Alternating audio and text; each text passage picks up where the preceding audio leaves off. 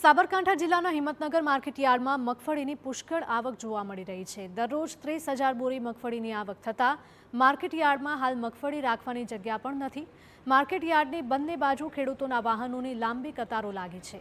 સાબરકાંઠા ઉપરાંત બનાસકાંઠા, અરવલ્લી, મહેસાણા જિલ્લાના ખેડૂતો પણ પોતાની મગફળી વેચવા માટે હિંમતનગર માર્કેટયાર્ડમાં આવે છે।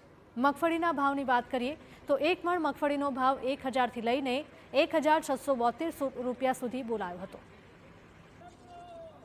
હિંમતનગર માર્કેટમાં વર્ષોથી માલ લઈને આવું છું। હિંમતનગર માર્કેટ અંદર કારોબારી સભ્યોગણો, કર્મચારીઓગણો તમારી વ્યવસ્થા સારી કરે છે। એમાં તમે લોકો ખાઈ રહે અને ભાવ મંગળવાર મારો માલ આવ્યો તો 1600 રૂપિયા ભાવ પડે તો જેવો માલ એવો ભાવ પડે છે। હાજર પણ મારા એક મિત્રનો 1612 રૂપિયા ભાવ પડ્યો, 1622 પડ્યો। હિંમતનગર માર્કેટયાર્ડમાં મગફળીની સારી આવક હોવાથી માર્કેટયાર્ડમાં સારા એવા ભાવ વેપારીઓ દ્વારા આપવામાં આવે છે। ખેડૂતો ખુશખુશાલ છે। કેમ કે અહીંયા વેચવા આવશે?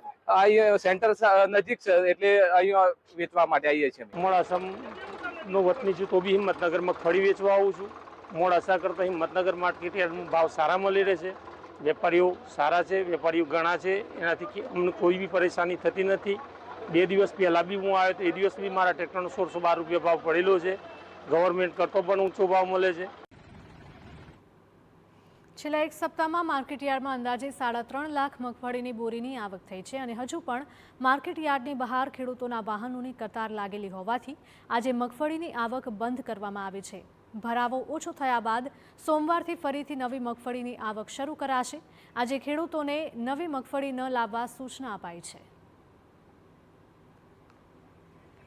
હાલ લગભગ 26 થી 30,000 બોરીની આવક છે। હાલ માર્કેટયાર્ડમાં જગ્યા ન હોવાના કારણે અમે શનિવારના દિવસે બંધ આપેલું છે।